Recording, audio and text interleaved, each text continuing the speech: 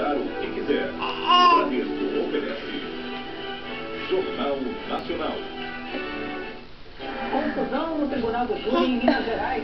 O goleiro Bruno surpreende e destitui o advogado. E uma policial dá detalhes das investigações que incriminaram pessoas ligadas ao jogador. Balões estão no céu de São Paulo e põe em risco as questões elétricas da cidade. Um noivo morre ao sair da festa de casamento do Rio. Coberto cães na universidade investigada por infecções de animais. A CPI do Cachoeira vai pedir o indiciamento do governador goiano Marconi Perillo, do PSDB. E a justiça manda soltar a figura para que ele cumpra uma pena em regime semiaberto. O fogo se intensifica nos conflitos da faixa de Gaza e do sul de Israel. A Fórmula 1 chega a São Paulo na última prova do Mundial na temporada. Mano Menezes escala Diego Cavalieri como titular na decisão do Superclássico das Américas. Na premiação do Oscar da televisão, a Globo conquista mais 2 estatuetas do Emmy Internacional. E você vai conhecer o novo destino do Jataíne no ar.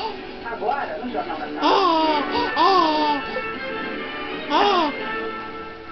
Boa noite. Boa noite. No segundo dia de julgamento, no caso Elisa Samud, o governo restituiu o advogado do tribunal de estratégia. A manobra levou a juíza a julgamento da ex-mulher. Duas testemunhas incriminaram o ex-policial acusado de ter executado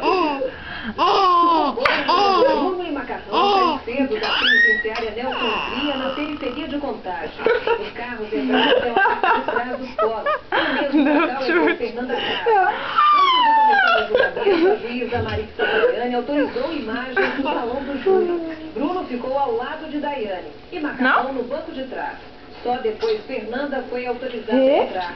No início da sessão, a juíza determinou que os 3 advogados do ex-policial Marcos Aparecido dos Santos, o Bola, paguem uma multa de R$ 18.660 cada um por abandonar o Tribunal do Júri ontem. O Bola foi registrado. E ainda no início, o goleiro Bruno, numa suposta manobra da defesa, destituiu o advogado dele, Rui Cinema. Prendeu esse filho da minha E agradecia o trabalho até então feito, etc, que eu podia continuar com o habeas corpus, etc. Vou comer esse pé. Eu vou comer esse pé. Pimenta já foi assistente da polícia em um caso de uma jovem assassinada em Belo Horizonte e o corpo dela nunca foi encontrado.